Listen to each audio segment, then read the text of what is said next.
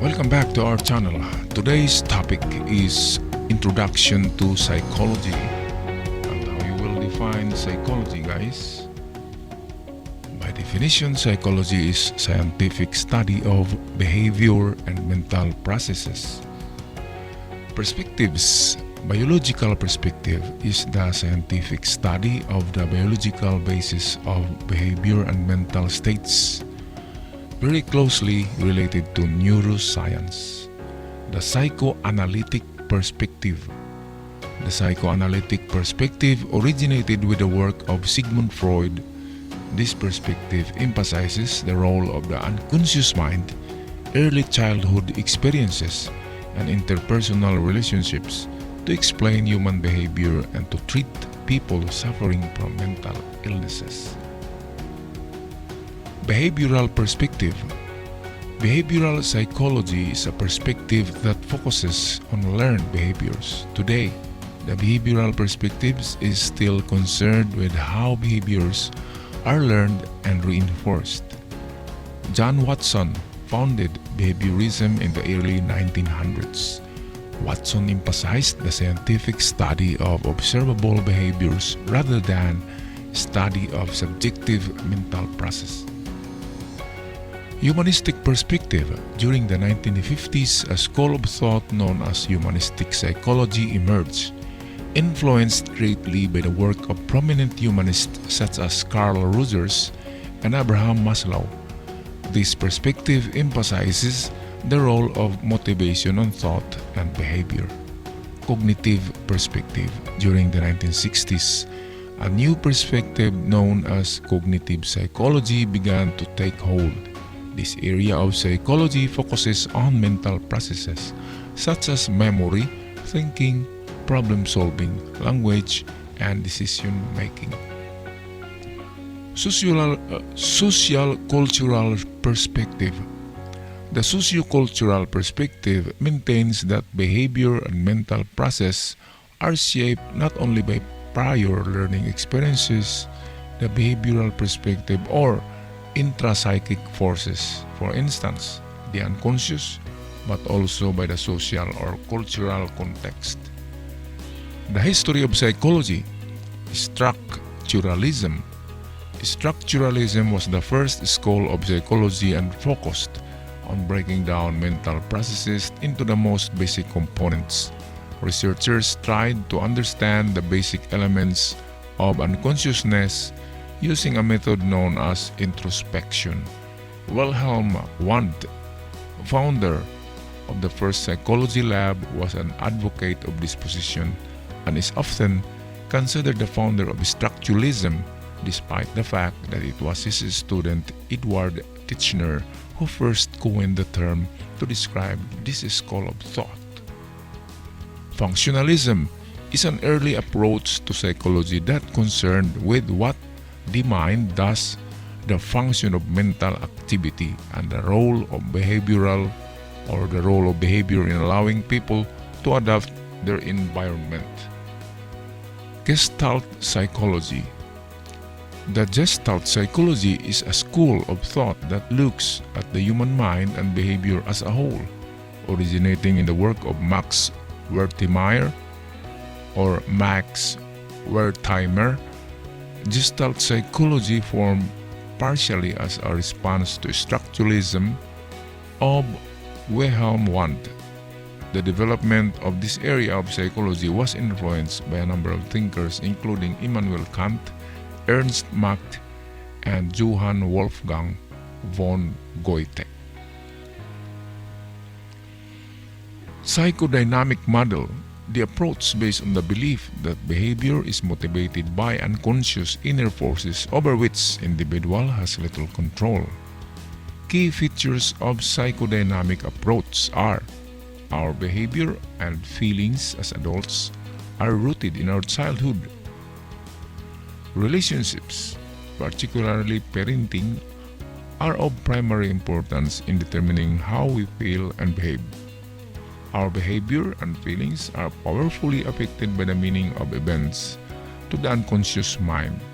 Information can be obtained from dreams, irrational behavior, and what patients in therapy say. The personality is made up of the three distinct structures: the id, ego, and the superego. Defense mechanisms are used to protect the ego.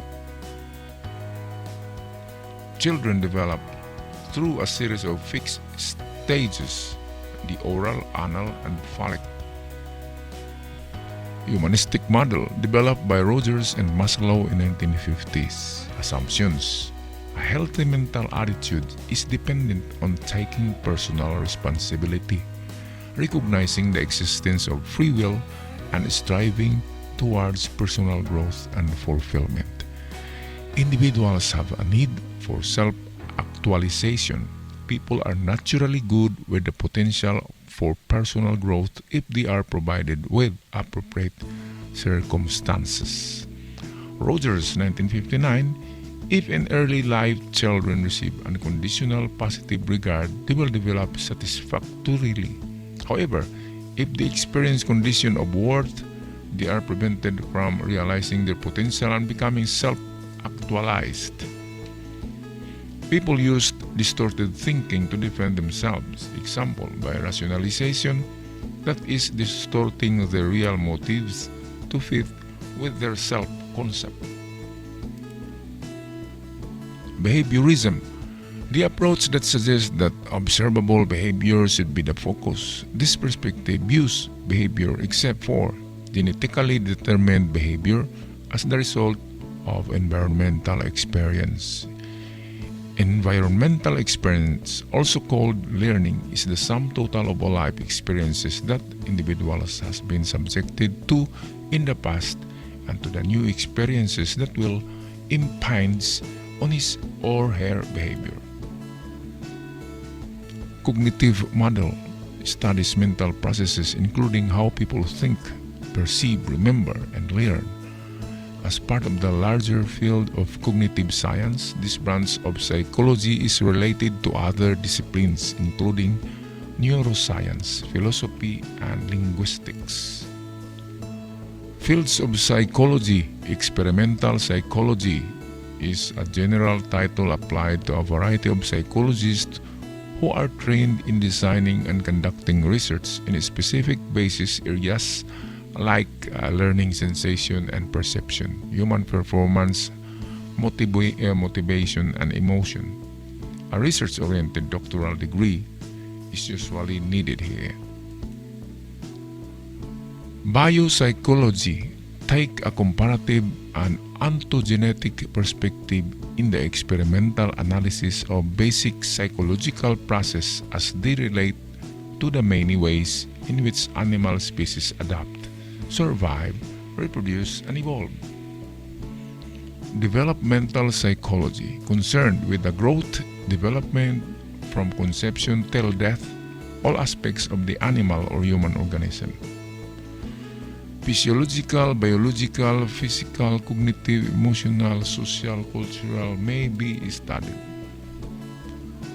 Number 4, the social psychology. Study the ways in which the social context affects the behavior of the individual and groups in the real world and the laboratory. Social psychologists focus on topics such as social roles, attitude formation, unchanged affiliation, interpersonal attraction and intersection or interaction, conformity, and group processes. Industrial organizational psychologists are concerned with the relation between individuals and work. They are employed in business and in industry, in government and in colleges and universities, and may perform a variety of jobs. Educational psychologists are concerned with the range of activities from initial design through development and evaluation of both materials and procedures for education and training. Such positions exist in public schools, in the military, in private research and development companies, and in industrial concerns. Clinical psychologists are concerned with diagnosis and treatment of psychological disturbances after graduate preparation in accredited university or school or professional psychology, supervised postdoctoral experience, and licensure or certification by the state. Some clinical psychologists enter independent practice consulting roles. Others find themselves responsible for a complete range of psychological services in public settings. Counseling psychologists are concerned with counseling, teaching, consulting, research, administration. In their work, they are particularly concerned with the role of education and work in an individual functioning and with the interaction between individuals and the environments in which they live. Cross-cultural psychology is a branch of psychology that looks at how cultural factors influence human behavior. Learn more about what cross-cultural psychology is and who should study it. Forensic psychology. It is defined as an intersection between psychology and the criminal justice system. It is applied to the criminal justice system to evaluate the psychology of the defendants. Environmental psychology is an interdisciplinary field focused on the interplay between humans and their surroundings. Psychiatry is a medical specialty devoted to the treatment, study, and prevention of the mental disorder. They can be prescribed medicines. Psychology of women. This class explores the female experience within the world. Many times people ask why there isn't psychology of men. There are plenty of them, as most classes are designed with male as the baseline. This class looks at how women differ from the baseline and how the female experience is also valid in its own right, not just another. Methods of psychology. Case history. An in-depth study of the one person. In case study, nearly every aspect of the subject, life, and history is analyzed to seek patterns and causes for the behavior. The hope is that learning gained from studying one case can be generalized to many others. Natural observation. Naturalistic observation is a method of observation commonly used by psychologists, behavioral scientists, and social scientists that involves observing subjects in their natural habitats.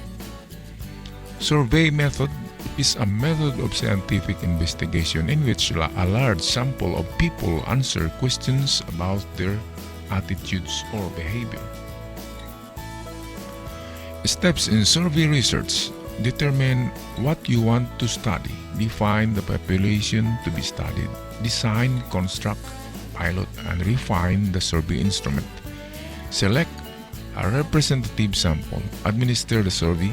Analyze, interpret, and communicate result. Experimental method. The experimental method involves manipulating one variable to determine if changes in one variable cause changes in another variable. This method relies on controlled methods, random assignment, and manipulation of variables to test hypotheses. An experiment is a study of cause and effect. It differs from non-experimental method in that involves the deliberate manipulation of one variable and while trying to keep all other variables constant. Parts of a simple experiment. The experimental hypothesis, the independent variable, the dependent variable, the control group, the experimental group. For example, hypothesis: an aspiring a day reduces the likelihood of a heart attack. Independent variable: aspirin. Dependent variable: the number of heart attacks. The experimental group would take an aspirin each day. The control group would take a placebo, such as sugar pill, that resembles an aspirin but has none of the effects attributed to the aspirin. After a few months or years of pill taking, the number of heart attacks would be measured as the dependent variables. If the aspirin takers or the experimental groups had a significantly smaller number of heart attacks than the placebo takers, then the research hypothesis aspirin taking reduces heart attacks would be supported. Correlation. Correlation studies are used to look for relationships between variables. There are three possible results of a correlational study: a positive correlation, a negative correlation, and no correlation. The correlation coefficient is a measure of correlation strength and can range from 1.00 to plus 100. Positive correlation, both variables increase or decrease at the same time. A correlation coefficient close to positive 1.00 indicates a strong positive correlation.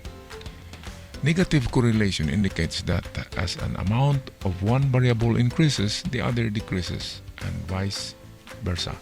A correlation coefficient close to the negative 1.00 indicates a strong negative correlation. Alright, and for your assignment or homework, you can answer these 8 questions here about the introduction of psychology.